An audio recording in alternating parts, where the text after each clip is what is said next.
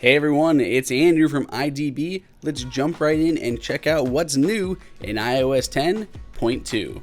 iOS 10 brought a lot of new enhancements for widgets and several new system widgets. Well, in iOS 10.2, there is now a new option for a video widget. It'll simply pull in any of your latest videos from the video app.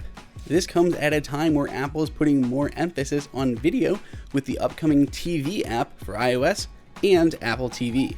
When you work in the camera, do you often use the same video modes?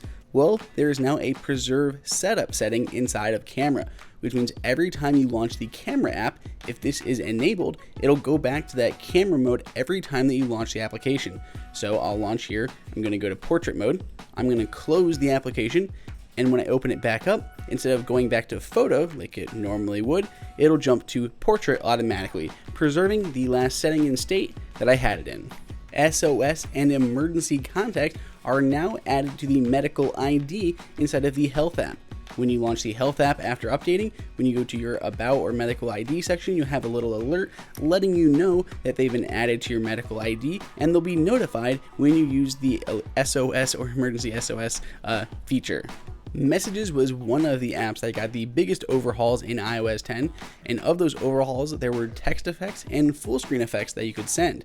So we don't have any new bubble or text effects, but there is a new full screen effect called Celebration. It's located at the end, and it looked kind of like some sparklers or other explosions going off. One thing I noticed a lot of people asking about was those new Apple wallpapers that they used in all their advertising. Those black backgrounds with like that blue little dot of water in the center. Well, there are 3 new backgrounds in the latest update. So one for the blue drop of liquid, one for the red or pink drop of liquid, and one for the yellow. So you no longer have to download third-party apps or find it online. Those are 3 new system default wallpapers that have been included in 10.2. And the last big feature here in iOS 10.2 is, of course, all of the new emoji. There are about 72 new emoji, basically based on the Unicode 9.0 that was recently released. Here you can see most of them, though it may not be all of the new emojis that have been included. Many of them do come in different shades and skin tones.